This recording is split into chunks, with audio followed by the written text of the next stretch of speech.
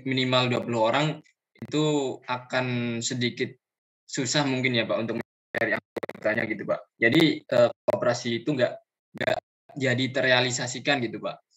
Ketika aturannya diubah menjadi lebih sedikit yaitu 9, nah mereka udah langsung bisa bentuk gitu sih Pak.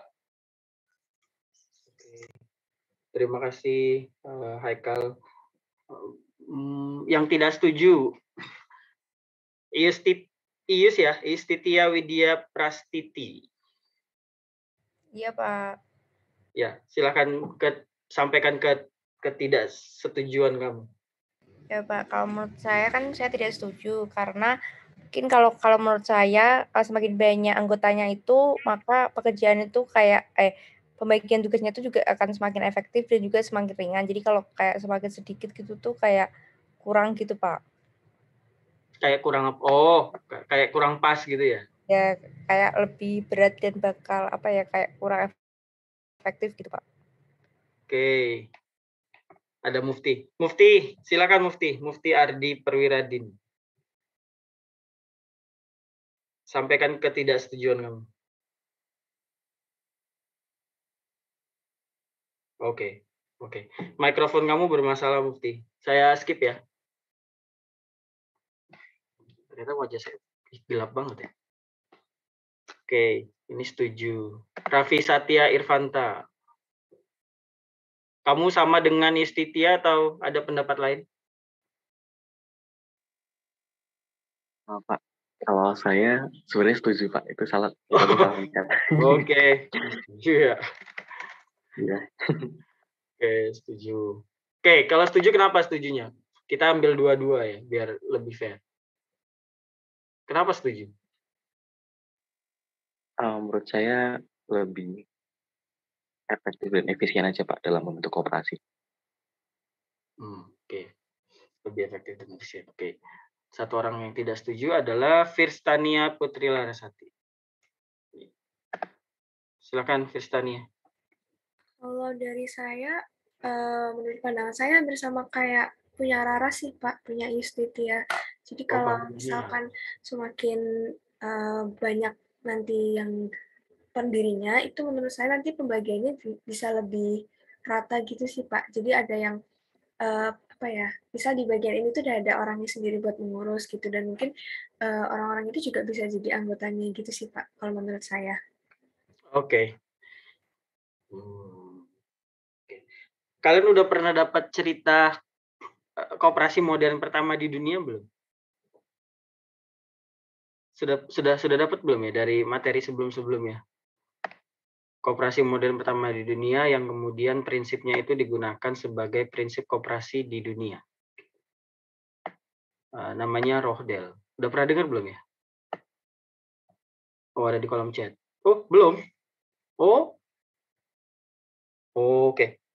Nah, jadi kalau kalian ya namanya koperasi itu kan kita bisa bicara past, present, sama future-nya. Gitu. Nah, kalau kita bicara past-nya, Pak, sebenarnya siapa toh yang pertama kali mendirikan? Gitu. Inisiatifnya jauh gitu ya. Sebelum Rohdel itu sudah ada inisiatifnya, karena sudah ada gerakan sosialis gitu, terutama ketika terjadi revolusi industri. Salah satu orang yang punya andil besar itu adalah Owen. Nah, kemudian di suatu daerah di Inggris gitu, ada namanya sekumpulan orang, itu Rohdel. Nah, mereka adalah orang dengan ekonomi lemah. Ya, makanya kalau kalian lihat kisah koperasi gitu ya, ini kok wajah saya gelap banget. Sama aja. Nah, jadi kalau kalian baca kisahnya koperasi, di mana nggak bisa juga saya bilang dimanapun, saya belum baca segitu banyak. Kalian baca di Inggris, kalian baca di Jerman, kalian baca di Jepang, kalian baca di Thailand, terutama kalian baca di Indonesia, kalian akan menemukan satu kesamaan. Kesamaannya adalah bagaimana caranya orang-orang yang memiliki ekonomi lemah ini itu bisa melawan kondisi yang ada saat itu. Ketika terjadi revolusi industri, kalian pasti sudah sering mendengarnya, yang banyak dirasakan oleh orang-orang saat itu, gitu. Ini yang di Rohdel ya, yang saya masuk ke yang Rohdel. Itu adalah upah yang relatif tidak tinggi, gitu. Karena dibandingkan dengan jumlah jam kerjanya, gitu ya. Kemudian mereka bergantung kepada orang lain, dan akhirnya mereka menyadari bahwa bagaimana caranya agar kita bisa meningkatkan kesejahteraan kita sendiri. Makanya kalau di koperasi di Indonesia, tujuannya itu adalah meningkatkan kesejahteraan anggota pada khususnya dan masyarakat pada umumnya. Loh, kok kenapa anggota pada khususnya? Ya karena dia, kalau kalian baca dari International Cooperative Alliance itu, ICA, yang aliansi koperasi sedunia di tingkat dunia, dia adalah asosiasi otonom. Kalau di bahasa didefinisikan koperasi itu apa sih? Asosiasi otonom yang terdiri dari orang-orang. Jadi dari, oleh, dan untuk anggota itu sendiri dulu. Jadi mensejahterakan diri sendiri dulu, baru mensejahterakan masyarakat di sekitar. Nah itu yang dilakukan oleh Rohdel. Jadi mereka 28 orang. Jadi kalian kalau baca sejarahnya gitu ya. Dan tadi Pak, tadi jawaban saya itu setuju dan tidak setuju, benar atau tidak gitu. Kedua hal itu sama benarnya gitu. Tidak kemudian kamu jawab setuju kamu benar, kamu jawab tidak setuju kamu salah gitu. Karena balik lagi ya, itu kan sebuah policy yang kemudian punya implikasi dan kita sebagai akademis itu bisa meninjau. Apakah sebaiknya diturunkan ke 9 atau sebenarnya 20. Dan kalian bisa lihat di kolom di jawaban ini, andai kan kalian nanti menjadi policy maker, kalian akan menghadapi hal seperti ini. Jadi ini yang tidak setuju katakanlah lebih sedikit daripada yang setuju. Tapi kan tetap proses di diskusi itu akan terus berjalan. Kenapa kamu tidak setuju? Enggak, saya tidak setuju gitu. Jadi interupsi pimpinan gitu. Saya tidak setuju jika jumlah anggota yang mendirikan koperasi di Indonesia itu berkurang jadi 9. Saya setujunya tetap seperti saat ini 20. Kenapa gitu? Nah, kalian sampaikan pendapat. Kalian bisa mengutip misalkan, ternyata jumlah anggota yang mendirikan koperasi itu nggak mutlak mempengaruhi keberhasilan dari koperasinya. Kenapa gitu? Kita coba lihat apa yang terjadi di koperasi modern pertama di dunia, Rohdel gitu. Rohdel itu didirikan oleh 28 orang penenun gitu. Jadi profesi mereka sebagian besar penenun. Pemintal atau penenun gitu ya. Itu 28 orang loh dan itu berhasil gitu. Apakah ada bukti kalau koperasi itu didirikan oleh lebih sedikit orang, itu dia lebih berhasil? Faktanya Indonesia minimal 20 misalnya. Sedangkan Rohdel tadi 28, lebih banyak kan 28. Toh berhasil, sampai hari ini prinsipnya dipakai. Misalkan yang fraksi tidak setuju mau pakai jawab itu. Kemudian yang fraksi tidak setuju, dia juga mengcounter gitu. Itu kan Rohdel. Kamu udah baca sejarah lebih detailnya belum? Bla bla bla bla bla bla gitu. Nah, coba kita lihat yang lain misalnya. Mondragon. Kalian udah pernah dengar Mondragon belum sih?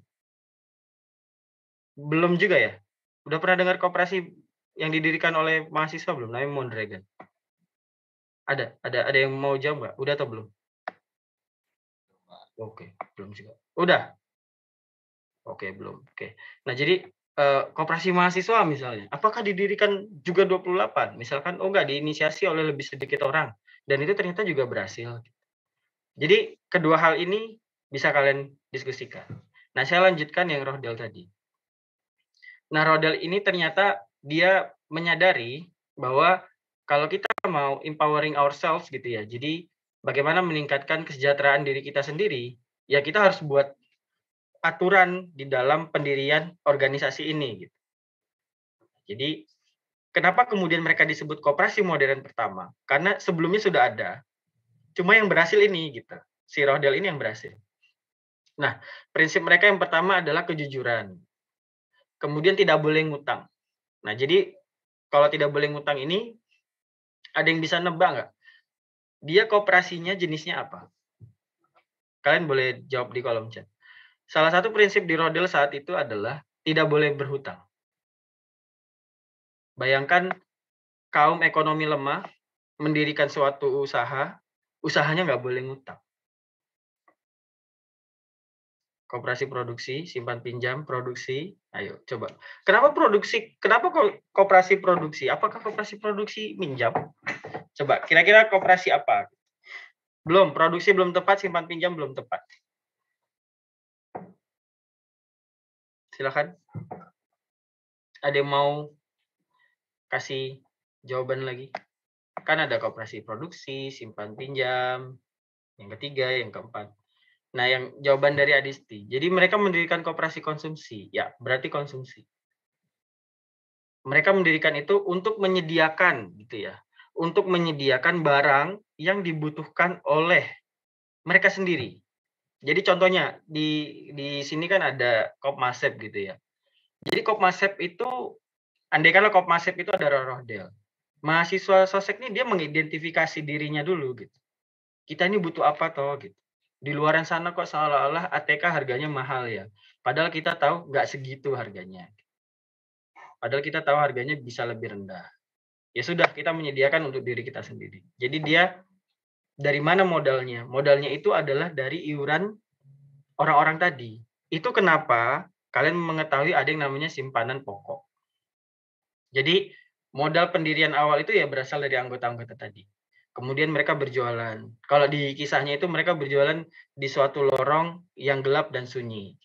Diceritakannya. Nah, karena prinsip tadi ya tidak boleh berhutang, kemudian dia menjual apa yang dibutuhkan, timbangannya jujur, kemudian ada balas jasa terhadap kontribusi, yang mana yang seperti pertemuan minggu lalu. Oh ya, Feby udah saya kirim ya Feby. Feby mohon maaf saya nggak balas chat kamu. Saya mau balas tapi kok malah langsung kirim gitu. Udah diterima ya di Google Classroom. Materinya di situ ada hitungan SHU-nya. Nah, jadi prinsip itu mereka terapkan. Kamu berkontribusi untuk apa? Oh, saya berkontribusi untuk modal. Maka balas jasa yang kamu terima terbatas, lebih kecil, relatif lebih kecil dibandingkan kalau kamu bertransaksi di sini. Nah, dari situ kemudian ada namanya Rohdel Principles. Dan kalau kalian lihat gitu ya, prinsip koperasi yang ada sekarang di Undang-Undang Nomor 25 tahun 92 di koperasi, di perkoperasian atau yang dulu yang sudah ditolak 17 tahun 2012 itu juga mencantumkan prinsip itu, kemandirian dan sebagainya. Nah, itu diambil dari Rohdel. Dan 28 orang ini berhasil. Yang awalnya hanya di lorong, kemudian menyebar dan semakin luas. Nah, itu cerita dari Rohdel tadi gitu. Jadi saya akan menceritakan yang lain setelah ini. Ada yang dari Jepang yang janji saya di pertemuan sebelum Lebaran.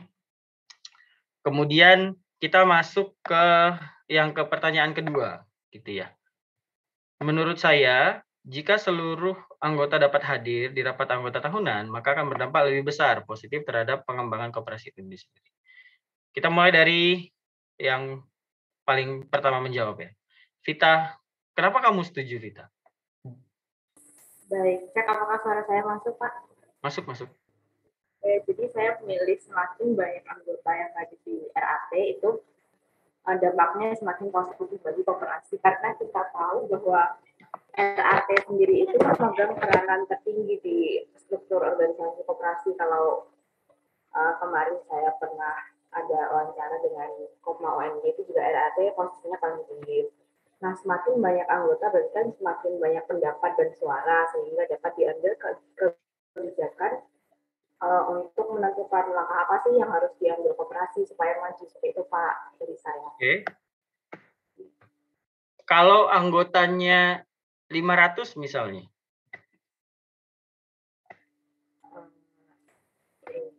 Kalau anggota yang 500 tidak apa-apa Pak. Jadi 500-500-nya hadir di rapat? Tidak harus, karena tidak harus banyak itu, tapi juga yang sedikit-sedikit juga tidak baik Pak, seperti itu. Karena semakin banyak suara semakin bagus, tapi kalau 500 tidak bisa hadir semua juga it's okay, itu. Tidak mengapa gitu ya? Iya. Oke, saya akan baca yang tidak setuju. Rakanda, silakan Rakanda. Ya Pak, kalau menurut saya sih, saya kurang setuju dengan pertanyaan itu karena menurut saya ada koperasi di sekitar tempat tinggal saya di Klaten itu RAT-nya tuh nggak pernah full orangnya yang datang gitu loh. Karena kan salah satu anggotanya orang tua saya. Orang tua saya Oke. nggak pernah datang. Begitu juga kan otomatis saya dapat ininya ya, dapat kayak Undangan. buku RAT-nya ya, Pak ya. Oh ya, dapat Nah, toh. dapat, Pak. Setiap anggota dapat itu. Jadi kayak ringkasan selama 1 tahun tuh ngapain aja, kayak laporan pertanggungjawabannya, anggotanya berapa. Dan kebetulan acaranya itu di samping rumah saya. Jadi saya tahu orang yang datang itu berapa dibanding jumlah anggotanya berapa. Nah, otomatis saya lihat-lihat kok dari beberapa tahun itu kok sama aja, yang datang cuma itu aja. Terus maksudnya orang yang datang itu cuman paling enggak setengahnya dari total anggota yang ada di koperasi itu. Hanya orang yang aktif-aktif aja. Dan perkembangannya juga baik-baik saja gitu. Jadi sama aja orang itu datang semua atau enggak, itu kayaknya perkembangan koperasinya itu juga baik-baik saja. Mungkin ini kasus minor ya Pak, karena Iya. semua koperasi seperti itu. Tapi saya melihat dari itu, ternyata ada yang seperti itu sih Pak. Parameter kamu menyimpulkan koperasinya baik-baik saja itu apa? Saya lihat ini sih Pak, cuma sekilas saja kalau jumlah orang yang melakukan simpan pinjam itu berapa, tinggi juga ternyata. Karena kan sampai rumah saya kedengeran Pak itu kalau pas acara barusan kemarin bulan sebelum puasa itu kan RAT.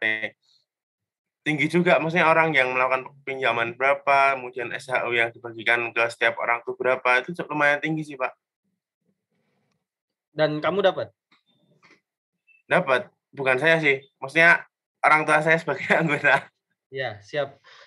Apa koperasinya namanya apa? Itu koperasi di kampung itu loh Pak. Jadi kayak dalam satu kampung itu terus mereka buat koperasi sendiri. Oh, namanya tahu nggak? Maksudnya bergerak di bidang apa gitu loh? Apakah ada unsur pertaniannya atau umum atau gimana? Setahu saya umum sih Pak. Soalnya kalau di sini nggak ada lahan pertanian. Oh, oke. Oh, Rakanda tuh ini Klaten Tengah. Iya Pak, di area kota. Siap.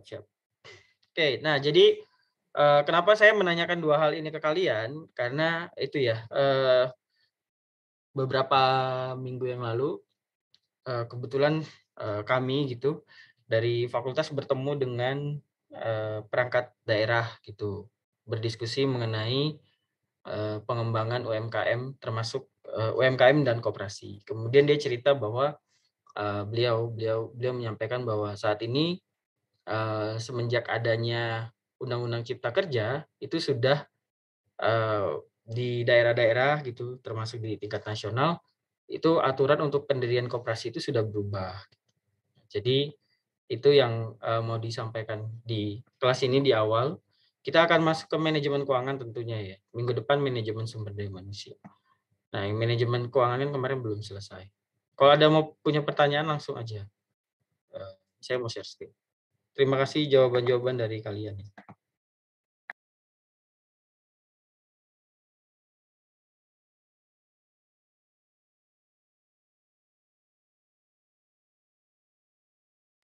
Oke, sudah kelihatan?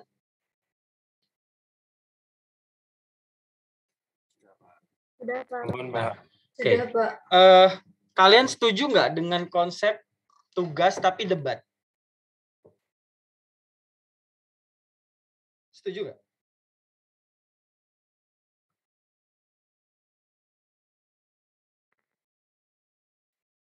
Oh, tidak. Oke. Ayah setuju, Nevada tidak langsung ya 50-50. Oke. Apakah mungkin jumlah setuju bisa lebih banyak daripada tidak? Kita tunggu. Tidak. Tidak. Kenapa tidak, Lintang? Enggak aja sih, Pak. Oke. Oke. Debat itu bukan rusuh gitu ya. Ini Nevada ini cinta damai. Debat tuh bukan rusuh gitu. Tapi ya sudahlah. Ya tadi ya, demokratis. Makanya sebenarnya yang di awal itu saya mau membuat 2 fraksi ini tuh debat. Jadi yang setuju 9 orang sama yang tidak setuju 9 orang. Saya mau kalian berdebat dengan literatur gitu. Jadi saya memantik minggu depan debatnya. Ternyata yang saya khawatirkan terjadi gitu. Jangan-jangan kalau saya tidak bertanya, kalian tidak setuju. Nah, kalau tidak setuju kan yang ngerjainnya ya nggak sepenuh hati gitulah. Ya sudah, jadi tidak saya lanjutkan. Baiklah. Saya harus cari ide lagi untuk ininya ya, supaya bisa mengakses literatur berbarengan dengan kondisi terkini. Jadi kalian tahu bahwa 2020 itu tahun yang tidak baik-baik saja. Gitu. Tentunya ada pandemi COVID, kemudian mungkin kalian atau teman-teman kalian atau senior kalian itu turun ke jalan menyampaikan aspirasi bahwa Undang-Undang Cipta Kerja sebaiknya tidak disahkan. Gitu ya.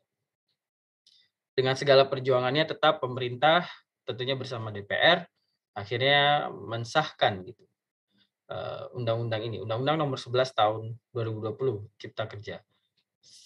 Sudah akan saya unggah di Google Classroom yang bukan cukup ya. Kalau menurut saya ini sangat tebal gitu ya. Jadi kalau mau dipelajarin gitu. Kalau kita Ctrl F gitu ya.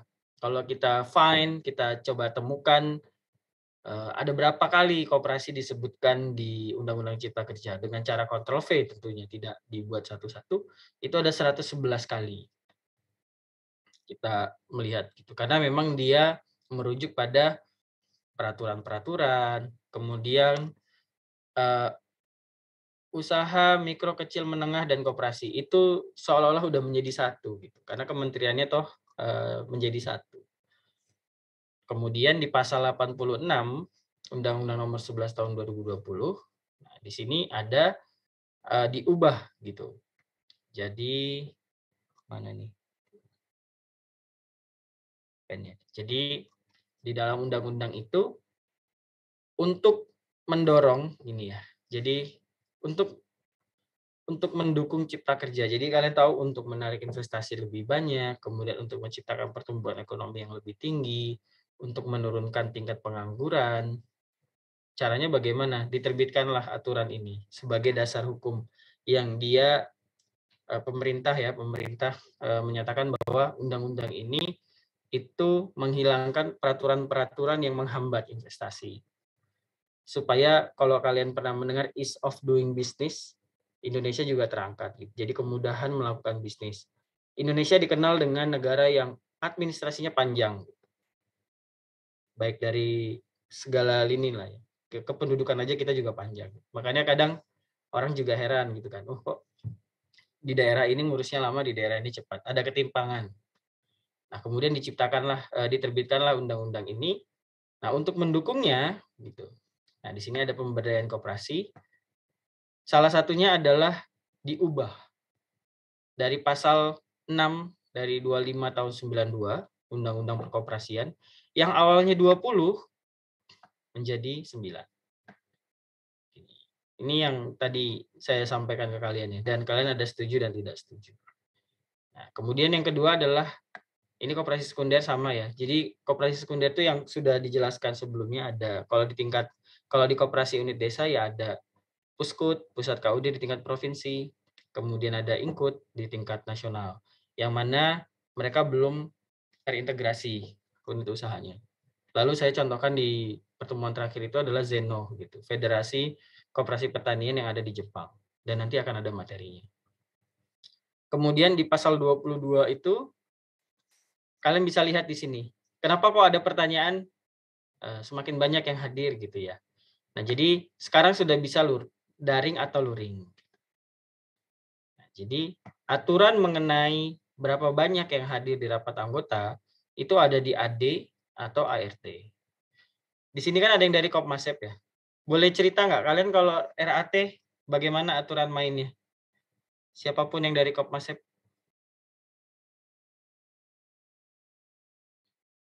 Tidak ada? Yang dari Kopmasep?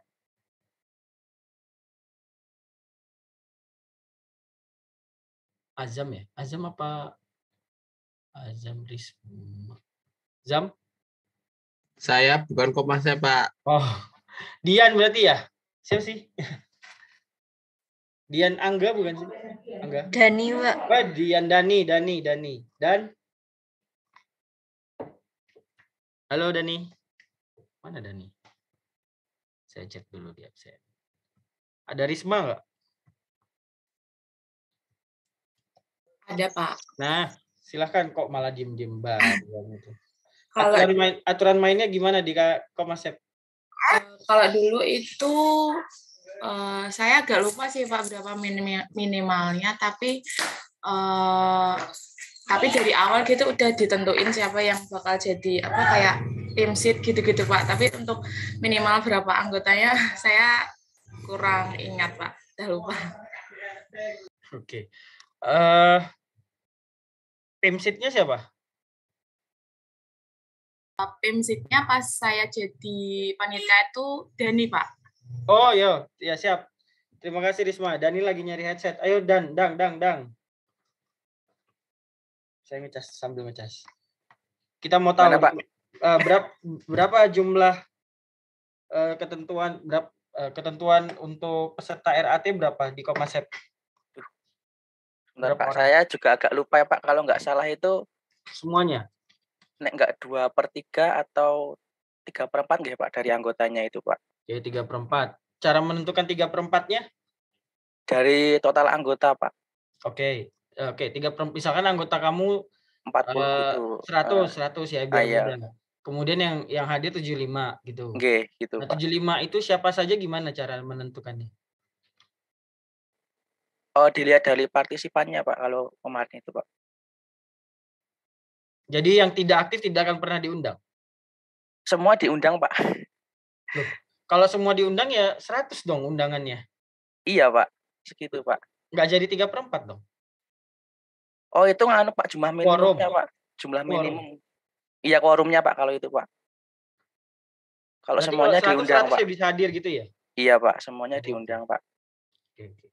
Nah jadi salah satu, terima kasih Dani dan Risma. Tadi ada Fani nambahin. Salah satu, kalau saya membaca cara kalian mengerjakan tugas yang interview ya. Tapi saya melihat sebagian besar itu bertanyanya ke Kopma. Ada nggak yang bertanya ke Koperasi Pertanian? Adakah? Tidak ada ya? Semuanya concern-nya ke Kopma. Kopma atau Kopkar mungkin ya. Oke, kalau ada kabarin ya. Nah, jadi kalau di Kopma mungkin beda masalahnya ketika RAT. Kayak tadi dibilang oleh Dani, 100 nggak masalah, Pak. Nah, kalau di Koperasi Pertanian, terkadang itu jadi kendala. Karena untuk mendatangkan orang segitu banyak, belum tentu punya uang.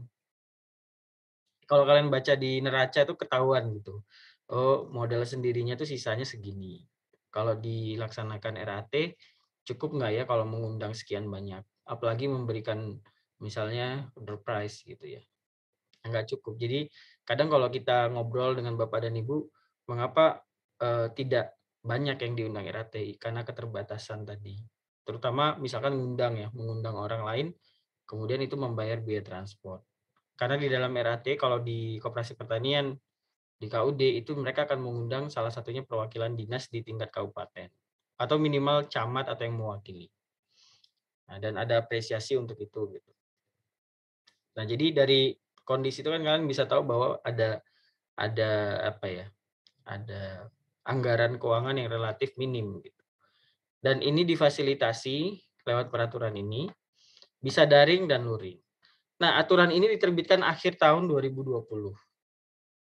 Artinya, di 2021 mungkin saja, gitu ya, dalam tanda petik mungkin saja ini sudah efektif berlaku. Artinya sudah ada koperasi, terlepas dari Koperasi Pertanian atau tidak, itu yang sudah menyelenggarakan RAT-nya itu daring atau hybrid. Di ruangan 50, yang hadir di daringnya misalkan hampir semua. Nah, jadi karena kalian menghubunginya Kopma yang relatif mudah untuk dihubungi, Jadi di pekan depan gitu. Di pekan depan kalian diminta untuk menjelaskan gitu. Perwakilan dari kelompok ya. Menjelaskan koperasi yang kalian kontak di 2021 sudahkah menyelenggarakan RAT? Itu satu. Kalau belum, ya sudah jawabnya belum. Tapi tanya kenapa belum gitu ya. Karena ini udah bulan Mei. Untuk bisa mendapatkan koperasi dengan predikat sangat baik, itu RAT-nya 3 bulan setelah tutup tahun buku. Jadi 2021 ya paling lama Maret. Nah, jadi kalian tanya, kalau belum kenapa? Udah sampai situ selesai. Kemudian apakah sudah menyelenggarakan RAT hybrid atau full daring atau masih full luring? Itu ditanyakan. Kalau ada yang ketemu kasusnya sudah hybrid, itu bagaimana aturan mainnya? Apakah semua masuk ke Zoom, ke Google Meet, atau tetap ada jumlah minimumnya, jumlah maksimumnya? Dan nanti di Google Classroom kalian bisa akses. Saya mengunduh gitu ya anggaran rumah tangga dari salah satu koperasi, yaitu koperasi karantina gitu, yang karantina yang ada di Kementerian Pertanian. Nanti saya bagikan ke Google Classroom. Itu dia pakai delegasi. Jadi kalau jumlah anggota koperasi itu lebih dari 500, maka akan dikirimkan delegasi. Misalkan dari 50 orang dikirim 1. Jadi kalau 510 misalnya, 550 ya, yang berangkat 11, misalkan kayak gitu. Jadi ada delegasi. Nah, kondisi ini beda dengan Kopmasep ceritanya Dani tadi. Semuanya diundang. Dan plus minusnya tentu bisa dibahas. Nah, lalu ada di pasal 43 ini, dia lebih spesifik lagi gitu, bahwa koperasi itu bisa single purpose gitu ya. Jadi misalnya simpan pinjam saja, kemudian penyediaan bahan pokok saja gitu ya, kebutuhan pokok saja dia konsumsi, atau dia multi purpose gitu, multi usaha. Seperti koperasi unit desa. Koperasi unit desa itu ya kamu bisa cari listrik, bisa bayar listrik, bisa simpan pinjam, bisa juga dia konsumsi, bisa juga dia produksi. Dan ini ditegaskan lagi oleh Undang-Undang Nomor 11 Tahun 2020 di sini.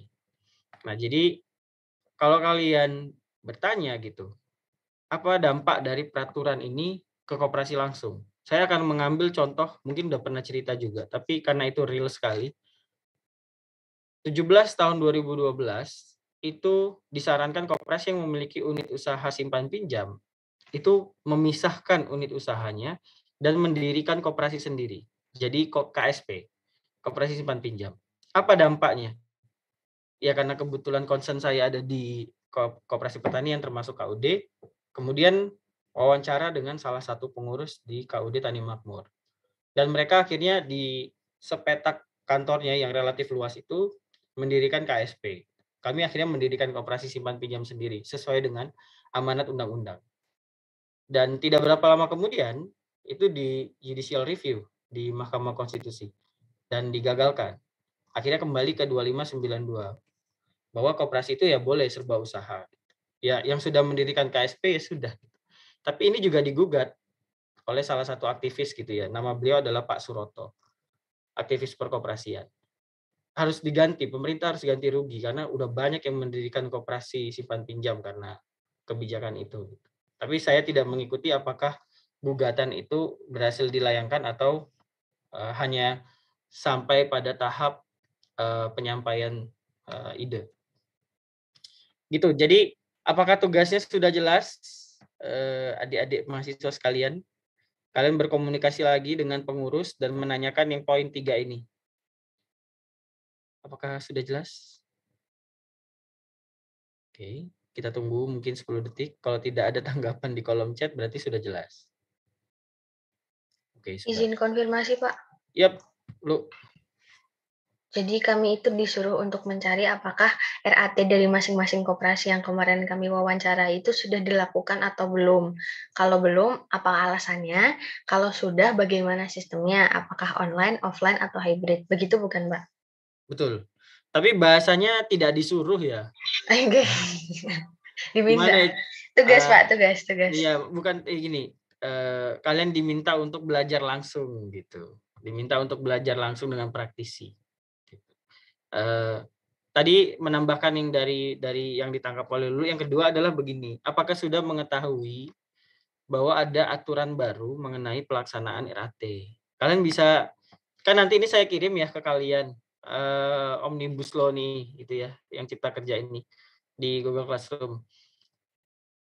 50-an mega gitu. Jadi kalau mau dibagikan ke pengurus koperasi ya silahkan. Tapi kalau mau dikutip aja kan bisa ya. Jadi kalian ambil aja pasal 86, kalian buka apa namanya I love PDF misalnya, kemudian split PDF, kalian ambil yang pasal 86 aja, Pak sudah mengetahui belum tentang aturan di pasal 86 ini gitu, yang menyatakan bahwa boleh RAT itu daring dan luring.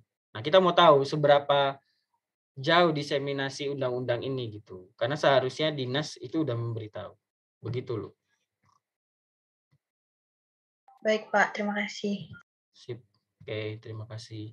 Satu kelompok berapa orang ya? 7 orang. Oh, 7. Waduh, kebanyakan. Van, ada daftarnya nggak, Van? Mau saya split, Van, jadi 3 orang aja. Kebanyakan kalau 7. Ada daftarnya nggak, Van? Ada, Pak, di Google Classroom. Oke, saya buka dulu ya. Kita split jadi 3, setuju nggak? Ini saya nanya nih, setuju nggak? Permisi, Pak Abi. Iya. Berarti kalau misalkan di split jadi 3, berarti koperasinya gimana, Pak ya? Cari yang lain, yang kebetulan ke-split. Susah ya? Susah nyari koperasinya? Sepertinya iya, soalnya kemarin sudah terbentuk kelompok dan setiap kelompok itu udah dapat koperasi masing-masing begitu, Pak. Oke. Saya mau menghubungkan ke koperasi pertanian yang ada di DIY, tapi kalian kemarin udah. Oke, mungkin ini evaluasi kami untuk semester depan ya. Dari awal mungkin langsung dihubungkan untuk koperasi pertanian. Tapi ya benar juga, tidak semudah itu kadang komunikasinya gitu. Oke, 7. Tapi saya mau nanya nih ya, kan kalian tidak setuju ya nyampein. Dari 7 ada free rider nggak? Mohon maaf, Pak. Dalam satu kelompok itu bukan ber-7 tapi ber-5. Mungkin 7 itu maksudnya ada 7, total 7 kelompok. Oh, ber-5. 5 toh, 5 orang satu kelompok. Yeah. Total kelompok ada 7. Iya, bukan 7 orang. Tapi tidak ada free rider kan? Ada? Kelompok saya tidak ada, Pak. Oke, siap. Saya yakin lah kalau sudah jawab tidak ya berarti tidak ada. Tadi hanya untuk itu, mengurangi. Karena free rider itu bukan terjadi karena dia ingin saja gitu ya. Kan saya pernah mahasiswa juga. Free rider itu terjadi karena satu kerjaan dikeroyok 7 misalnya. Lah aku ngopo apa cuma buat cover gitu. Kadang inefisiensi itu pun terjadi di kita gitu ya. Oh mohon maaf Pak, kelompok juga ada yang anggotanya 7. Nah, kalian juga harus bisa membagi tugas itu gitu. 7 itu gimana baginya Pak? Oh iya cover. Kemudian tapi kan nggak perlu cover ini. Ini cuma perlu nanti present aja gitu dan nggak perlu PowerPoint. Jadi kalian hanya lisan saja gitu. Lisan Pak. Jadi strukturnya gini ya. Koperasi yang saya hubungi itu koperasi X. Hasil dari wawancara kami dia sudah RAT. RAT-nya dilaksanakan sepenuhnya luring. Dia belum mengetahui koperasinya, pengurus koperasinya belum mengetahui mengenai pasal 86 Undang-Undang Cipta Kerja. Hanya itu saja. Jadi supaya kalian ternyata di lapangan itu undang-undang itu diterbitkan di tingkat nasional belum tentu sampai ke grassroots gitu ya. Ke rumput. Maaf Pak, 6. Cifu kontaknya double. Cifu itu siapa? Rifki Afif, Pak. Nama aslinya Cifu? Panggilan akrabnya Cifu. Oke. Ya, oke, Cifu. Saya kira oke, namanya Cifu. Oke, kalau tidak di split ya sudah. Terima kasih sudah menyampaikan saran ya. Nah, itu yang mau saya sampaikan mengenai peraturan yang baru, yang mana itu sudah dilakukan di salah satu daerah. Kita mau lihat di kalian gitu. Saya lihat persebarannya kan cukup beragam ya kampus-kampusnya. apakah mereka sudah mendapatkan atau belum. Karena ingat, mahasiswa itu biasanya lebih mudah dalam mengakses informasi. Apakah mereka sudah dapat atau belum. Ini yang Kopmaya. Nah, ini belum masuk ke materi kuliah karena saya punya janji untuk menjelaskan yang mana itu nggak boleh ditunda-tunda gitu. Nah, jadi kalian bisa buka selama kuliah kemarin, adakah yang selama musim liburan itu, Pak Abi ada bilang International Cooperative Alliance. Aku buka nih websitenya, ada nggak? Kalau ada saya kasih nilai tambah untuk ujiannya. Ini sekarang, tapi saya catat nanti di nilai ujiannya saya tambah. Ada nggak? Yang browsing websitenya? Tidak ada ya? Nggak ada? Oke. Oh ada, kita lihat kolom chat. Oh tidak, oke. Kalau kalian iya, saya catat nama. Nah jadi top 300 International Cooperative Alliance. Jadi ada namanya World Cooperative Monitor. Jadi kalian tidak perlu heran gitu ya, jika menemukan ada tulisan kooperasi itu gini. Kooperatif.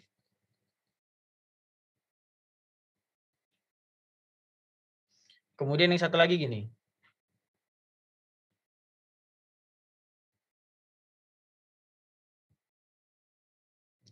Ini sama. Tapi karena seringkali kooperatif ini kan kata sifat ya, kooperatif gitu. Kooperatif. Nah, kalau yang ini dia menyatakan si kooperasinya gitu, si organisasi. Dia bilang adanya tanda penghubung ini untuk memisahkan. Tapi ya kalau kalian baca literatur, kalian baca publikasi, bahkan di publikasi Bapak dan Ibu di fakultas, di Departemen Sostek khususnya, ya semuanya pakai yang atas. Nah, kemudian di sini di International Cooperative Alliance ini kalian akan melihat juga dia akan bilang cooperative and mutuals, gitu ya, mutuals. Jadi kok nggak cuma kooperatif gitu? Kok nggak cuma kooperatif? Jadi kalau dikutip dari kalau di Indonesia kan juga ada ya asosiasi untuk koperasi gitu, namanya Dekopin, Dewan Koperasi Indonesia. Nah, untuk cooperatives and mutuals ini saya cari definisinya di punyanya UK. Dia bilang di sana disebutkan bahwa cooperatives and mutuals ini dia adalah dua hal yang bisa saling bertukar gitu. Jadi mutuals ini juga adalah usaha bersama yang mana bukan dimiliki oleh investor own. Jadi bukan investor own gitu ya. Kalau kalian lihat baca literatur gitu, nanti orang akan bilang cooperative is not similar with investor owned enterprise. Dia bilang bahwa ya itu perbedaan, yang satu usaha yang dimiliki oleh investor, yang satu bukan, yang satu adalah perkumpulan orang-orang. Nah, jadi cooperative and mutuals ini sama. Di Indonesia mutuals itu usaha bersama itu ada di asuransi. Ini di asuransi. Memang ini pada umumnya ada di asuransi. Kalian tahu nggak asuransi? Ya terlepas dari kalian mendukung keberadaan asuransi atau tidak gitu ya, karena ini bukan mata kuliah membahas itu. Tahu tidak, ada asuransi di Indonesia itu yang menerapkan prinsip seperti koperasi. Mutual. Usaha bersama. Ada yang tahu nggak? Dia salah satu koperasi paling tua di Indonesia. Salah satu asuransi paling tua di Indonesia. Ada angka 19-12-nya. Ada yang tahu? Nggak ada yang tahu? Saya lihat kalau Bumi Putra bukan, Pak? Ya, Bumi Putra. Nah, Bumi Putra itu adalah satu-satunya gitu ya. Satu-satunya. Saya nggak tahu di 2021 ini 2022 apa ada kayak yang baru atau tidak. Tapi dia kondisi terakhir adalah satu-satunya koperasi yang menerapkan prinsip usaha bersama. Jadi keuntungan ya diperoleh oleh pemiliknya. Jadi nasabahnya itu adalah pemiliknya. Mutual. Nah, kerugian ya ditanggung bersama. Makanya kalian bisa lihat kasusnya AJB Bumi Putra 1912 itu dia sempat mengalami kerugian berapa triliun ya, kalau nggak salah 20. Dan itu si nasabahnya itu ya, kalau ini saya mengutip pendapatnya salah satu dosen dari FEB UGM. Jadi karena ini terjadi kerugian, anggota ikut mengalami kerugiannya. Sehingga ada dua pilihan. Pengelola asuransinya bilang bahwa kami mengalami kerugian. Kemudian dicarikan solusinya karena kondisinya adalah tidak enak dan tidak enak sekali. Jadi ya sudah tinggal memilih di antara dua. Tapi kalau memang si asuransi ini akan membayar hutang dari premi-premi nasabahnya, mungkin lunas dan besoknya dia bisa berkembang lebih baik. Atau sekalian ya tidak ada dapat manfaat sama sekali. Kalau mau detailnya bisa cek. Kalau kalian concernnya di bidang keuangan ya misalnya, kalian sudah dapat nih Pak, saya kok selama kuliah saya lebih concern ke keuangan. Kalian bisa mempelajari apa yang terjadi di AJW Bumi Putra.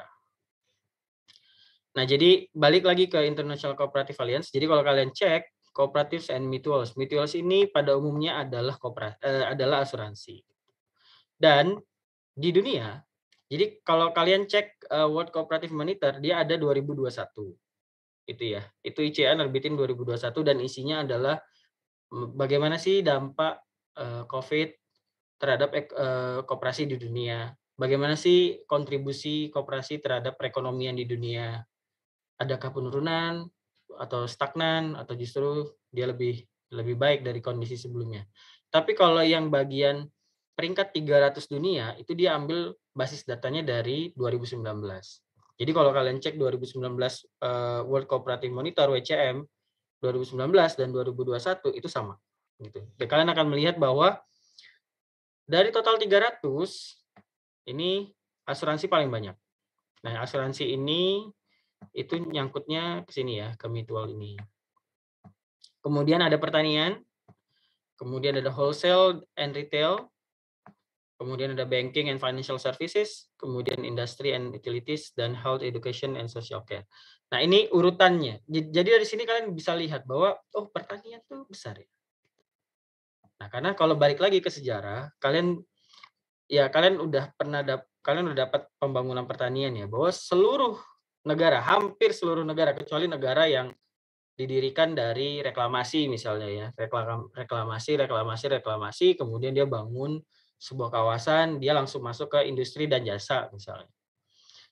Tapi dari teori pembangunan ekonomi, salah satunya adalah ya seluruh negara itu, bukan seluruh ya, negara-negara itu pada umumnya itu berbasis pertanian dulu, termasuk Jerman. Jerman kan sekarang ya udah sebagai negara dengan teknologi yang maju gitu. Tapi dulunya Jerman itu adalah negara pertanian. Dan permasalahannya tidak beda dengan yang terjadi di Indonesia. Petaninya itu mengalami kesulitan modal. Nah, makanya ada revision gitu ya. Saya membacanya mungkin tidak tepat, tapi tulisannya Raiffeisen. Ini adalah sosok yang kemudian dia mendirikan, oh sebentar, ada Bu Aziza mau ambil kunci.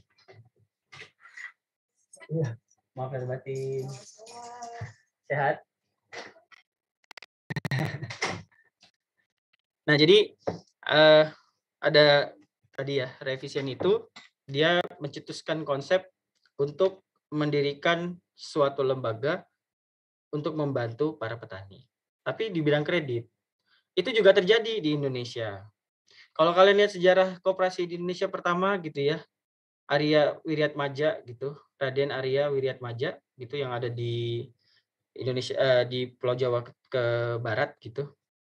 Adanya di nama kampusnya apa ya? Purworejo, bukan Purworejo. Baratnya Purworejo ada yang tahu nggak? Nama Purworejo, Kebumen, terus apa lagi satu lagi?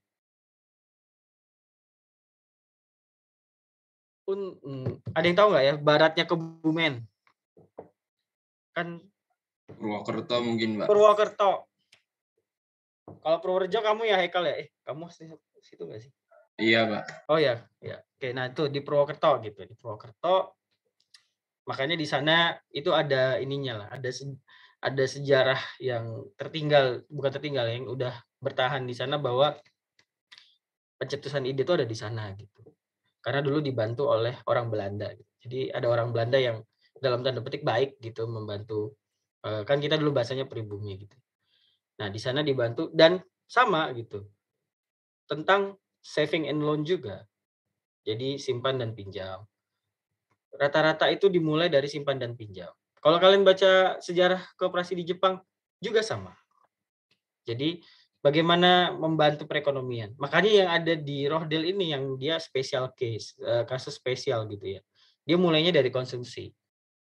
Kenapa kok dari konsumsi? Kalian bisa lihat beda karakternya, profesinya beda. Yang satu petani, negara-negara Jepang, kemudian Jerman, kemudian Indonesia gitu. Thailand sudah pasti kalian tahu bahwa dia berbasis pertanian juga. Itu karena dia berbasis pertanian, dia mulai dari saving and loan. Sedangkan di Rohdel, karena dimulai dari penenun yang ingin memenuhi kebutuhannya, dia mulainya dari koperasi konsumsi.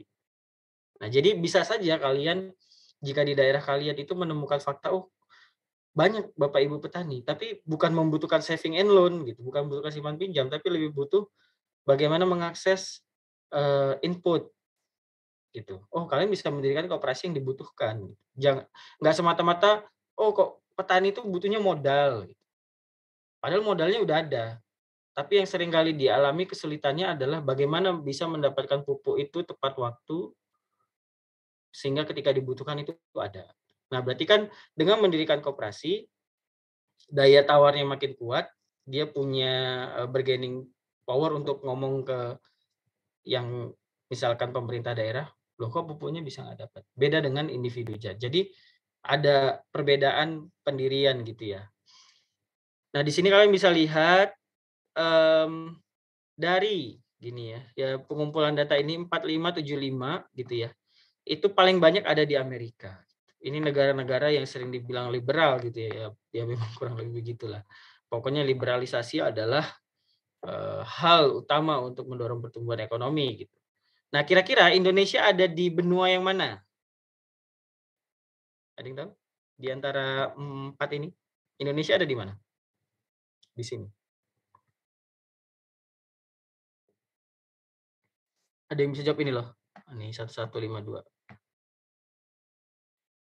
Indonesia masuk yang mana, Haikal? Itu bukan Pak, yang barusan digaris. Oh, yang barusan digaris ini Afrika berarti ya? Bukan sebelumnya. Oh, oke. Asia Pasifik. Nah, pertanyaannya emang Indonesia masuk nggak? Kira-kira masuk nggak Indonesia ke dalam 300 ini gitu? Kan ini disortir tuh. Masuk nggak kira-kira? Haikal. Masuk nggak? Nggak tahu juga Pak. Ya, kamu diminta untuk berpendapat. Kira-kira masuk nggak? Enggak Pak. Kenapa enggak? Kamu menyepelekan koperasi Indonesia berarti? Enggak gitu juga sih Pak. Tapi. Ya mungkin kalau itu 500 baru masuk Mbak. Jadi intinya 300 nggak masuk, 500 masuk. Ada apa gerangan kok 500 masuk? Nggak itu ngasal aja sih Mbak. Nah, jadi ini faktanya di sini ya. Ada Indonesia, Kal? Nggak ada, Pak. Nggak ada. Yang paling banyak mana, Kal? Negara apa? Amerika itu, Pak. Nah, kalian bisa melihat di sini ya. Ini turnover. Jadi turnover per GDP per kapita. Ada lagi nanti namanya hanya turnover. Jadi saya buka PDF-nya ya. Ini akan saya kirimkan juga di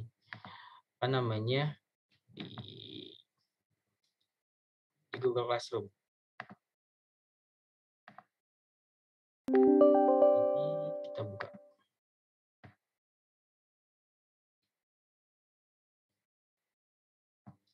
Oke. Mari kita share screen.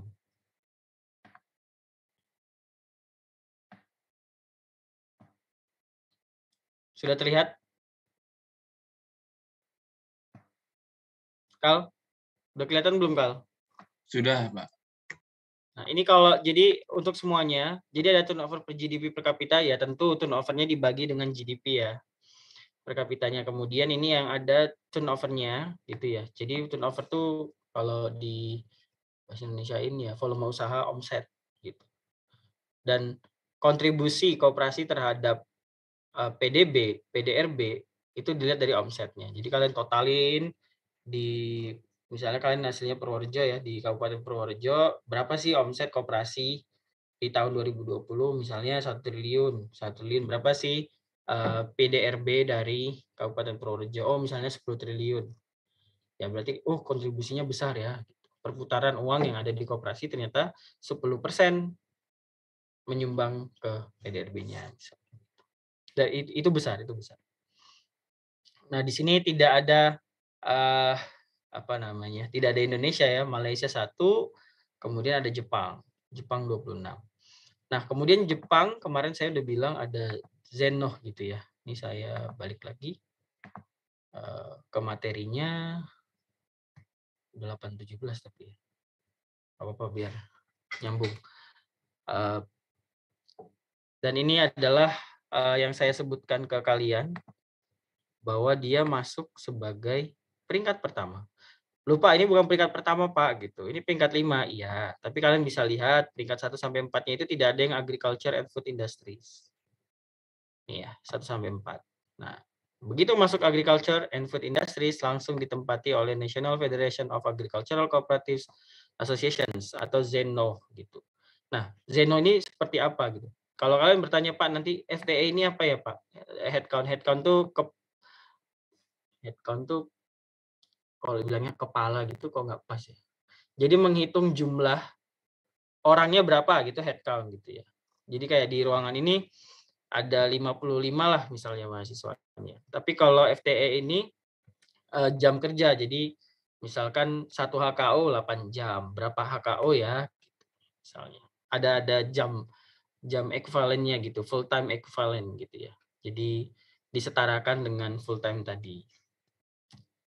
Dan kemudian Zeno ini dan ini seru sekali sebenarnya kalau mau dibuat literatur review gitu ya. Jadi di Jepang sana gitu ya.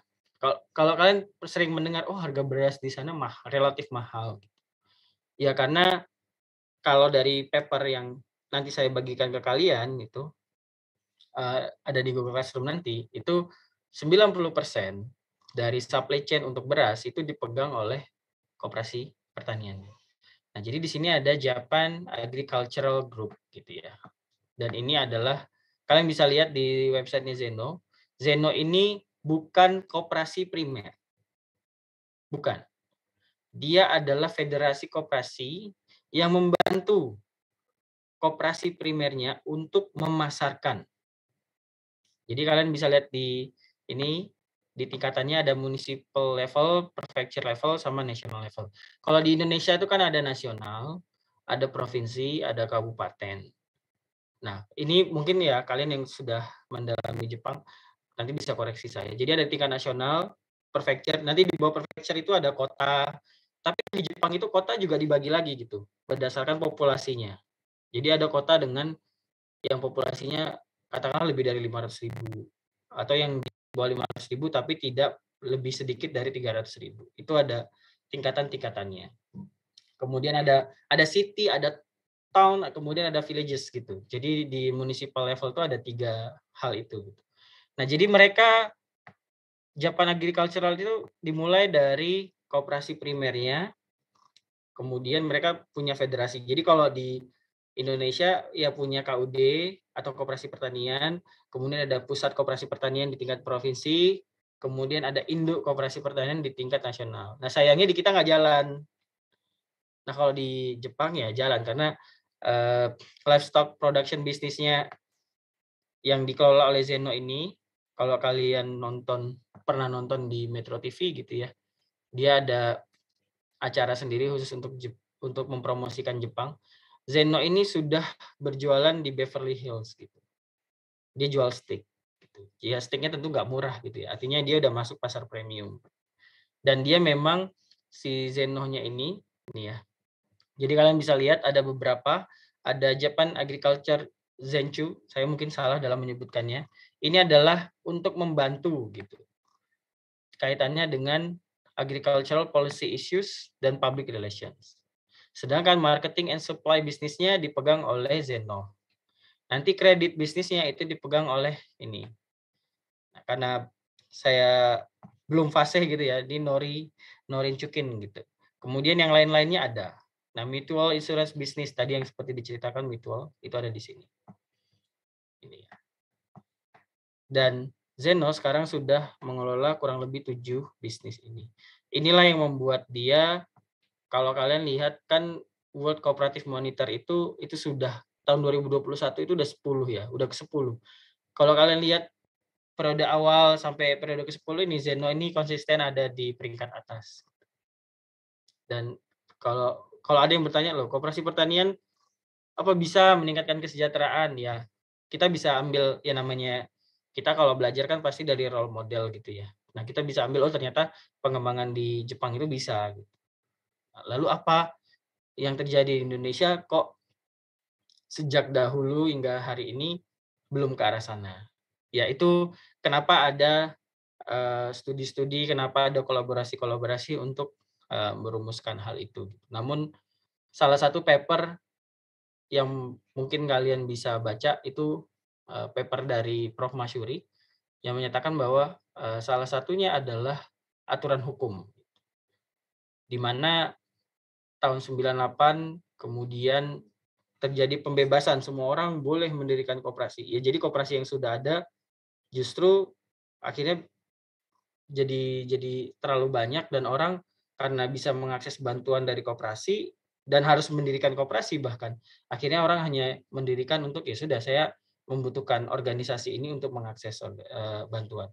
Seperti halnya kalau masih pelajar ada bantuan dari kementerian gitu, saya memberikan bantuan tapi kamu harus lewat organisasi mahasiswa. Nah akhirnya orang-orang berbondong ke organisasi mahasiswa. Gitu. Itu kalau tujuannya baik ya oke gitu. Tapi kalau tujuannya ayo mengakses bantuan ini kita buat organisasi mahasiswa gitu, supaya bisa dapat. Nah itu tujuannya udah beda. Berarti dia hanya mendirikan organisasi tadi hanya untuk mengakses. Sedangkan kalian harus tahu koperasi itu sejarahnya tidak didirikan karena bantuan. Sejarahnya loh ya. Mereka didirikan karena empowering, memberdayakan diri mereka sendiri terlebih dahulu dan sekitarnya itu setelahnya. Nah, jadi dari sini pun udah bisa ketahuan bedanya. Gitu ya. Sampai sini ada pertanyaan?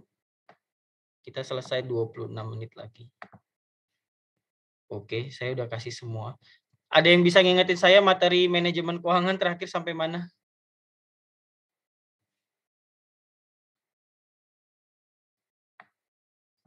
Ibu Ketua Kelas.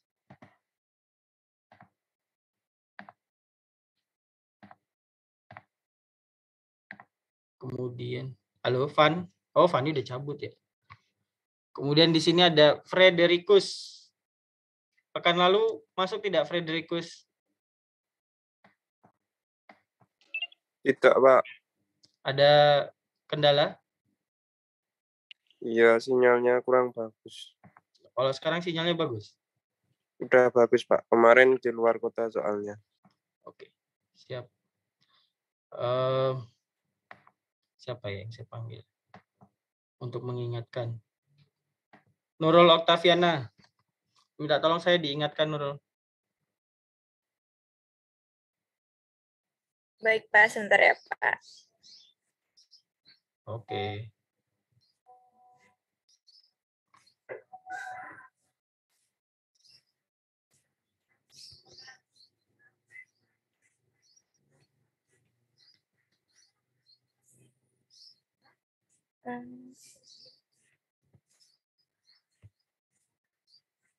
Kemarin itu yang untuk mendapatkan SHU sudah. Terus?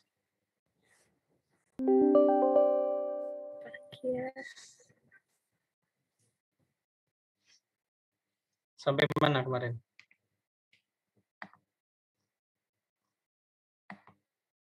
Apakah kamu butuh bantuan teman kamu? Struktur permodalan ya, Pak. Struktur permodalan? Oke. Ya, Pak. Siap. Ini saya. Ya, Fani tadi soalnya udah pamit ke saya gitu.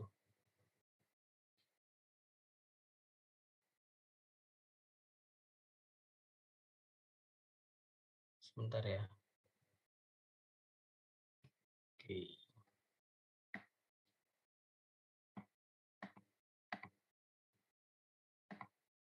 Oh ya, terima kasih yang kemarin sudah ini ya, mengabari ya izin ke WC Pak. Oke, yang sudah berkenan untuk bergabung di tim kajian Koperasi Pertanian.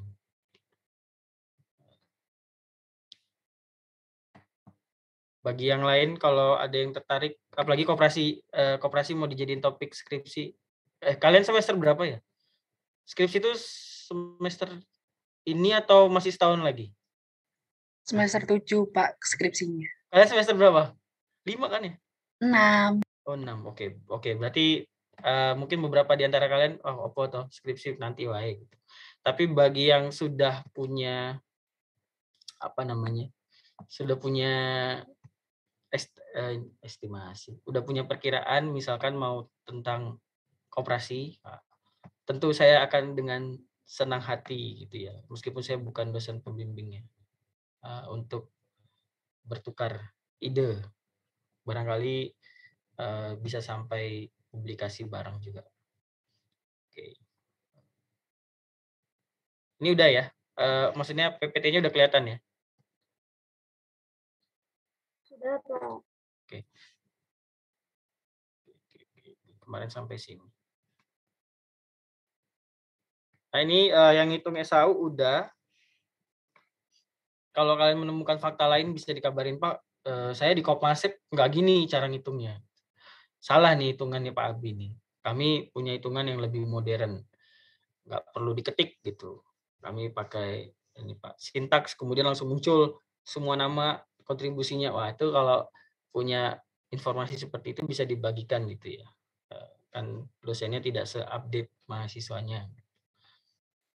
Nah jadi kemarin sampai di sini di struktur permodalan ini ya, di struktur permodalan ini yang kalian tahu bahwa misalkan total modal itu datangnya dari modal sendiri ditambah modal luar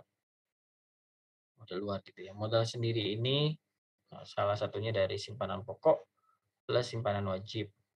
Nah, di mana yang lain ada dana hibah pemerintah, ya hibah saja gitu ya, hibah bisa dari pemerintah, bisa dari private, bisa dari sektor swasta, kemudian ada SAU yang dicadangkan gitu, dan lain sebagainya.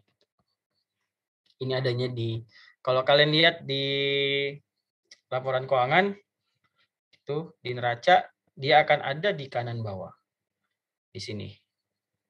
Sedangkan di atasnya, ini adalah kewajiban.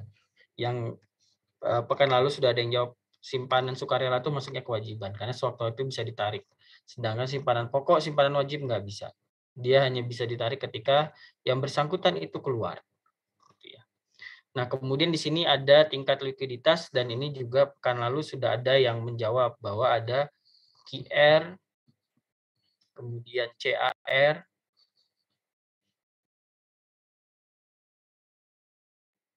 kemudian ada quick current ratio. Jadi tingkat liquidity-nya. Di mana CAR ini yang beneran hanya menghitung kas, uangnya gitu ya.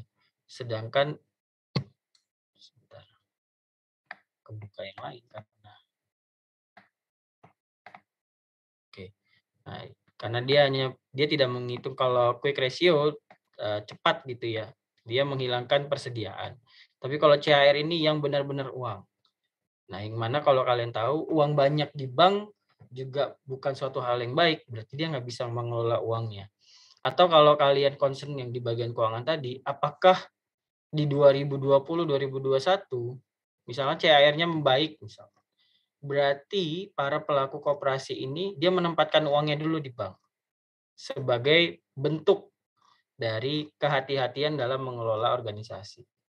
Jadi dia maju mundur dulu, mau ngeluarin uang sekarang nggak usah disimpan dulu. Operasional dari koperasinya berjalan seperti biasa saja, tidak perlu ada ekspansi dan sebagainya. Uang tahan. Barangkali itu bisa kelihatan dari RAT-nya. Dan untuk ini saya mau nanya ke Rakanda. Rakanda, kamu punya RAT 2021-2020 nggak, Rakanda? Coba nanti saya cari ya, Pak. Iya. Soalnya kemarin diberesin. Kamu punya nomor HP saya nggak, Rakanda?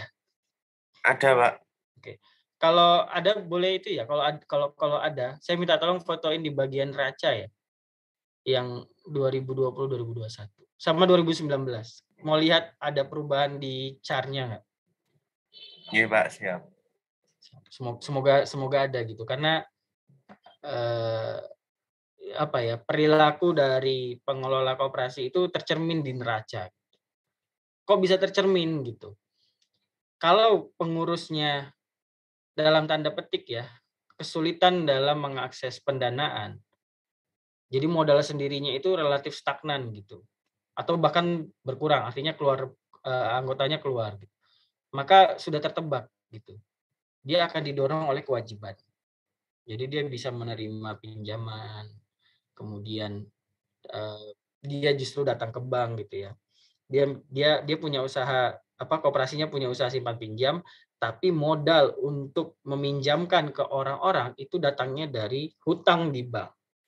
Itu mungkin karena dia udah menghitung, kalau utang di bank misalnya 7% per tahun ya, ini per tahun. Nah, sedangkan saya kalau kasih pinjaman ke anggota misalnya 15%. Mungkin nggak, loh kok segitu mahalnya, dan itu mungkin nggak terjadi. Itu jawabannya mungkin. Bahkan kalau kalian di level akar rumput gitu ya, kalian sering dengar namanya bank pelecit. Di Klaten ada bank pelecit nggak ya, Rakanda? Atau bank pelecit itu hanya ada di Jogja ya? Di DIY ya? Masih banyak, Pak, kalau di desa-desa. Oh ya, bank pelecit. Udah pernah tahu belum bagaimana cara bayar hutangnya? Datengin ini nggak sih, Pak? Apa namanya, debt collector kayak gitu? Debt collector mungkin loh ya. Debt collector kan datang untuk dalam bentuk menagih ya. Tapi pernah tahu nggak? Misalnya orang minjam ternyata bunganya berapa gitu, pernah tahu nggak? Kalau saya tahu sendiri kurang tahu, Pak. Belum pernah ketemu. Tapi dari cerita-cerita orang tuh kalau di desa, di pelosok-pelosok tuh masih sering kayak gitu. Banyak orang yang pinjam uang ke misalkan kayak ke tuan tanah, nanti tiba-tiba jadi lebih banyak lagi daripada yang dia pinjam. Ya. Nah, itu. Jadi hal itu terjadi gitu. Adik-adik mahasiswa sekalian. Mungkin kan kita akan berbicara bagaimana koperasi di tingkat dunia gitu ya. Bagaimana koperasi Jepang, bagaimana koperasi tadi Jerman. Tapi kalau kita balik lagi ke kondisi masyarakat, nah ada kondisi yang terjadi gitu. Yang itu terjadi abad ke-19 gitu. Yang mana koperasi pertama kali didirikan di Indonesia itu untuk membantu ekonomi lemah melalui simpan pinjam dengan bunga yang di bagian bunga ini saya belum tahu pasti dia apakah tidak ada atau ada tapi sangat rendah karena memang untuk membantu gitu.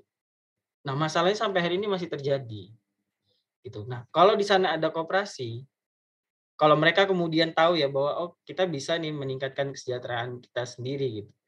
Nah, apakah simpan pinjam lebih baik? Itu belum tentu. Karena bisa jadi masalahnya bukan di permodalannya tadi ya, tapi mengakses konsumsinya. Jangan-jangan barang-barang kebutuhan sehari-harinya dibeli dari toko yang menjual relatif lebih mahal. Sedangkan dia nggak punya akses untuk ke tempat yang lain misalkan. Nah, artinya memang secara fundamental dia bapak dan ibu atau mungkin anak muda itu lebih membutuhkan yang menyediakan barang konsumsi dengan harga yang wajar gitu, yang terjangkau gitu. Tidak juga lebih murah dari harga pasar ya. Karena kalau lebih murah dari harga pasar, kalau kalian ngambil ekonomi manajerial gitu ya, karena saya kemarin ngajar terkait dengan ini, ya itu kerugian akan ada di koperasinya sendiri gitu. Karena dia lama-kelamaan biaya per unitnya justru lebih besar daripada yang dia dapatkan. Akhirnya dia jadinya sosial. Sedangkan koperasi itu ya sosial iya, tapi dia harus ada unsur ekonomi. Kalau nggak ekonominya nggak jalan, ya dia nggak bisa memenuhi kebutuhan sosialnya. Nah, jadi 7% ngambil dari bank lewat KUR misalkan ditawarkan ke anggota 15% itu mungkin. gitu ya. Nah, kalau kebijakannya adalah dia kesulitan untuk memenuhi yang di kanan bawah ini. Makanya saya berharap yang dari Rakanda itu bisa ngebantu untuk di pekan depan saya ngasih materi gitu, karena kondisinya kan real 2021. Nah, dan nanti akan kelihatan kewajiban ini gitu ya. Dari neraca perilaku itu kelihatan. Kewajiban yang ada di kanan, saya tidak menunjukkan ini ya. Ini apa sih Pak Abi ini kosong-kosong gini. Ini ada yang belum pernah ngelihat neraca nggak ya? Jangan-jangan saya dari tadi bilang neraca, boleh nggak raise hand yang belum pernah lihat bentuk neraca? Neraca keuangan. Tidak ada kan? Semuanya udah pernah lihat kan? Oke, tidak ada ya. Oke, semuanya udah pernah. Jadi kan dia akan ada, saya hapus ya. Saya hapus di sini. Dia akan ada tabel, gitu ya. Yang mana kalian sudah tahu semuanya. Dia akan ada tabel.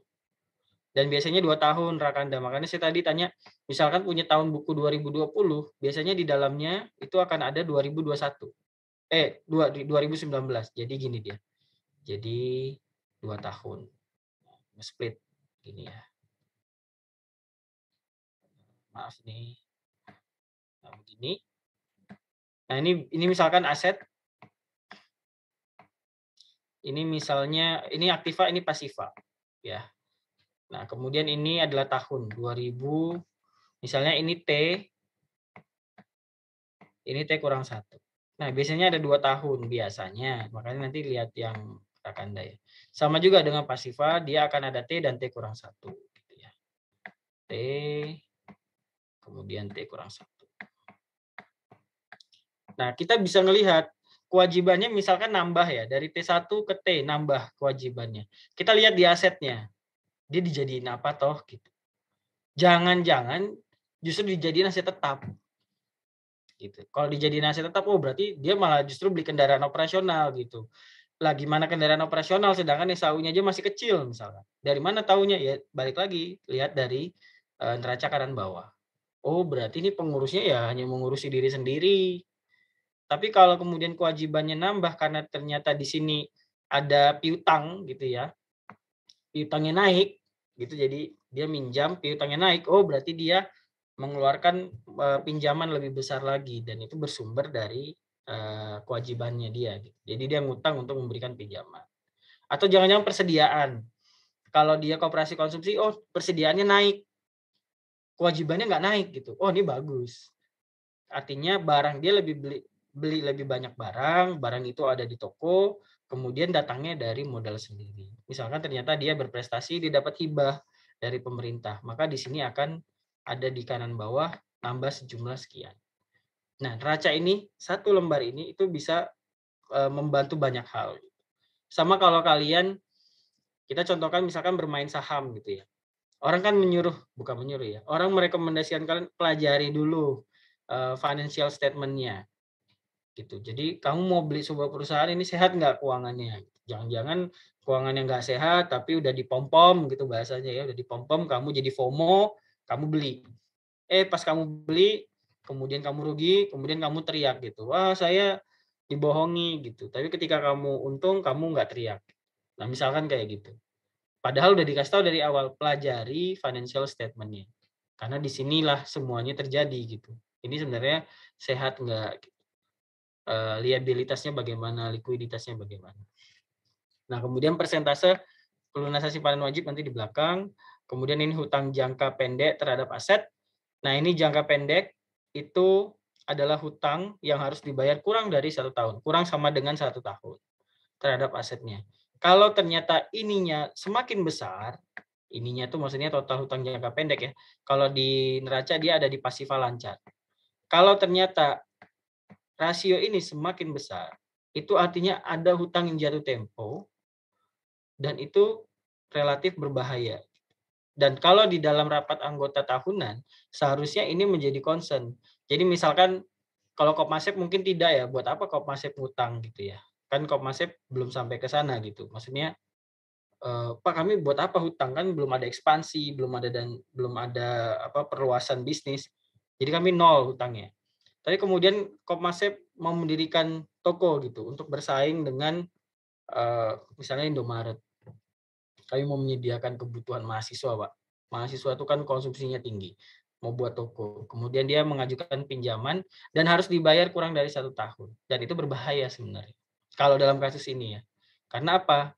Belum tentu bisa dibayar dengan aset yang ada. Jangan-jangan asetnya bukan liquid. Justru uang pinjaman tadi larinya ke bangunan. Nah, kemudian yang kelima itu koperasi memenuhi kewajiban, ini sama gitu ya. Dan yang keenam, jadi ini poin untuk menjelaskan kepada kalian mengapa manajemen keuangan itu penting di koperasi. Karena salah satunya adalah bobotnya 25. Artinya dari total penilaian 100, seperempatnya datang dari bagaimana mengelola keuangan. Sehingga ada predikat sangat baik kalau dia bisa di atas rata-rata. Kemudian rasio laba bersih terhadap investasi, ini kalau di koperasi kalian bisa cek di laba bersihnya ini SHU.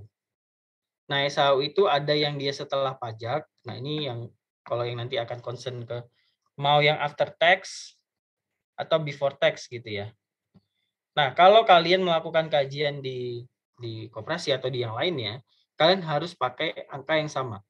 Misalnya di koperasi A, kalian ambilnya before tax. Karena after tax-nya nggak ada nih, Pak. Pokoknya before tax saja. Maka meskipun di koperasi lain itu ada after tax, kalian harus ambil before tax. Supaya sama hitungannya. Karena kalau enggak, seolah-olah koperasi yang bayar pajak ini, HSAU-nya lebih kecil. Padahal dia sudah bayar pajak. Sedangkan yang ini seolah-olah dia relatif lebih besar. Padahal dia belum bayar pajak. Nah, jadi di dalam menghitung ini nanti, rasio laba bersih terhadap investasi ini, kalian harus pastikan ini mau yang before tax atau after tax. Kemudian penambahan aset, lalu sampai dengan keberlanjutan usaha. Jadi ini 25, dan ini adalah bobotnya gitu ya. Nah, jadi kalau skornya makin tinggi, ini kan makin tinggi, dia semakin baik. Kalian mungkin nggak ya Pak, hitungan ini digunakan untuk UMKM. Bisa disesuaikan ya, karena tahun 2021 Fakultas Pertanian itu bekerja sama dengan Kementerian Pertanian itu untuk mengukur kesiapan UMKM dalam menerima investasi. Dan salah satu parameternya adalah bagaimana pengelolaan keuangannya. Jadi kalau kalian bertanya, Pak, materi ini ujungnya kemana toh? Materi ini tuh bisa dibuat praktis. Misalnya kalian sebagai policy maker ya, karena Kementerian Pertanian itu kan policy maker di bidang itu. Jadi Kementerian Pertanian itu punya UMKM yang bergerak di bidang pertanian, baik di sisi primer, sekunder, ataupun tersier. Jadi penyediaan barangnya atau industri pengolahannya maupun jasanya. Dia punya. Lalu dia ingin merumuskan seberapa siap toh UMKM ini. Nah, menggunakan parameter ini. Kemudian dibuat indeks gitu ya. Kemarin tahun lalu Bapak dan Ibu itu menyusun indeksnya gitu. Jadi ada sangat siap, cukup siap, tidak siap, sangat tidak siap. Jadi ada 5. Jadi katakanlah Rakanda itu Bupati Klaten gitu ya. Bupati Klaten, aku penasaran gitu. UMKM di wilayahku ini bagaimana toh sebenarnya. Ini ada nih investor yang mau menanamkan uangnya untuk pengembangan UMKM. Tapi aku nggak tahu UMKM mana yang harus tak kasih kan gitu. Kan kalian sering mendengar kata-kata tidak tepat sasaran, tidak tepat sasaran. Aku sebagai bupati aku ingin ini tepat sasaran. Reliable gitu, dapat diandalkan. Jadi pas ngasih ke UMKM X, ya jelas ini loh indikatornya kenapa kamu dapat. Nah, itu ada sangat siap tadi, indeks tadi gitu ya. Setelah dibuat jadi. Nah, dari mana buatnya? Jadi katakanlah indeks tadi ini begini ya, indeks UMKM gitu. Misalkan dia disusun dari 10 variabel konstruk, misalnya 1 kemudian sampai 10. Nah, yang 10 ini itu diambil dari kinerja keuangan, misalnya diambil dari sini. Ini bagaimana toh UMKM-nya? Kalau dia kewajibannya cenderung naik dari tahun ke tahun, itu bobotnya semakin kecil. Gitu kan kalian bisa lihat di sini ya. Rasio antara modal sendiri dengan modal pinjaman semakin besar, Jadi semakin banyak modal sendiri dengan modal pinjaman. Jadi kan total modal tadi, misalkan modal sendiri ditambah modal pinjaman. Kalau MS-nya ini terus naik, dan sedangkan MP-nya tetap saja ya, tetap. Nah, maka ini menunjukkan bahwa si koperasinya itu semakin baik. Semakin baik. Nah, kalau kita kaitkan dengan lembaga yang lain, misalnya UMKM, Pak, ya sama. Berarti semakin ke sini, dia bisa mengandalkan modal sendirinya dalam operasional. Nah, terus Rakanda, oh ya sudah, Pak Bupati bilang, ya sudah ini dijadiin salah satu parameter. Kenapa? Karena kalau kita mau kasih dana pengembangan investasi, kita maunya dana itu ya dikembangkan gitu, bukan untuk bayar hutang. Nah, andai kan sebaliknya, modal pinjamannya lebih besar daripada modal sendiri. Jadi gini ya, ini kan si TM ini kan sebenarnya 100%. Kan dia 100%. Kalau ternyata modal pinjamannya itu 80%, kan dia lebih besar daripada modal sendiri 20%. Nah, kalau yang begini Pak Bupati bilang, nggak bisa begini. Kalau kita, ya Pak ini kan Bapak kenal nih dengan UMKM-nya misalkan gitu. Oh nggak bisa. Karena untuk hal ini kita objektif. Ini pengembangan investasi benar-benar untuk UMKM. Kalau kemudian kita berikan dana ini ke UMKM yang 80% pinjaman dibandingkan dengan modal sendirinya, dia dapat uang, dia akan membayar 80% ini. Bukan untuk scale up. Bukan untuk scale up dari kondisi ke sini ke T+1. Bukan untuk scale up. Jadi, kalau begitu bagaimana Pak? Ya, nilainya lebih rendah. Makanya di sini kalian bisa lihat. Kalau dia modal sendirinya semakin kecil, maka dia dapat skor parameternya 50. Ini. Nah, ini dimasukkan ke indeks penyusun UMKM yang tahun 2021 dikerjakan oleh Bapak dan Ibu. Sehingga sudah ada basis datanya gitu. Dan itu bisa direplikasi gitu ya. Jadi adik-adik sekalian di sini kan ya akan ada yang jadi policy maker, ada yang jadi wirausaha, akademisi juga, ataupun ASN tentunya gitu ya. Salah satunya juga ASN. Mungkin saja kalian di suatu saat nanti akan bertemu dengan, oh ternyata materi kuliahku itu bisa dipakai untuk ini toh. Ya mungkin hari ini tidak terasa gitu manfaatnya, karena memang belum masuk ke tatanan praktis. Tapi ketika nanti sudah masuk ke tatanan praktis, oh ternyata poin-poin ini itu bisa untuk policy, bahan untuk policy. Nah mungkin itu sudah 8.50. Saya kebanyakan di bagian introduce yang sebelumnya, tapi itu juga karena janji, tidak mau juga tidak memenuhi janji. Jadi minggu depan manajemen keuangan kayaknya udah mau habis juga, sama manajemen sumber daya manusia koperasi. Sekian dari saya, silahkan nyalakan kamera karena ini bagian dari saya menilai kalian atau tidak. Terima kasih. Saya tutup. Wassalamualaikum warahmatullahi wabarakatuh. Kalau ada pertanyaan bisa disampaikan nanti ketika ditutup. Terima kasih. Silakan untuk menyalakan kamera.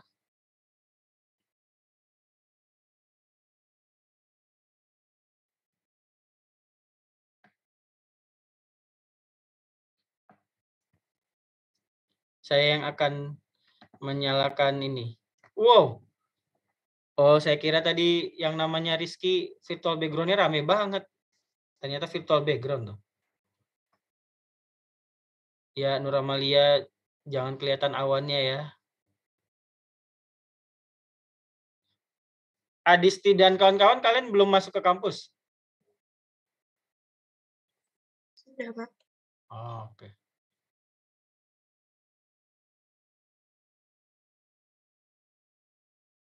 Oke. Kita tunggu ya. Ada Irfan. Aya. Kita lihat. Yang belum menyalakan, oke. Rifki belum menyalakan karena rusak. Mufti juga. Rafika tidak ada kabar. Rafika Andriani Nasution. Kamu bersama kami nggak? Oke. Pak Abi izin off cam, oke. Mufti udah izin. Salsa, Kamu di mana? OTW atau gimana? Di kampus, Pak, nggak bisa. Kameranya rusak. Oke. Ya, Salsa kemarin nih, Kak, udah ada yang tahu ceritanya belum? Salsa ikut Bapak dan Ibu Syawalan. Mantap. Oke, saya akan hitung ya. Oh, ternyata beberapa orang tahu ya Salsa. Saya lihat beberapa orang tersenyum soal. Wah, jadi diceritain banyak hal dong ya. Wah, ternyata Bapak itu begini-begini. Wah. Tuh, ada yang ketawa-ketawa tuh kan. Wah, aku dapat info valid ini. Oke, saya hitung ya. 3, 2, 1. Kalian mau senyum silahkan. 3, 2, 1. Oke, slide kedua. Oke, slide ketiga. Saya kalau lihat Irfan tuh saya perhatikan bener-bener ini video atau Irfan beneran gitu ya. Kalau video bentar lagi beneran apa video ini, Van? Video tipuan, Pak. Oh, ya. Oke, terima kasih. Selamat meninggal forum. Mohon maaf lahir dan batin semuanya. Semoga kalian sehat selalu. Sampai bertemu minggu depan. Terima kasih, Pak.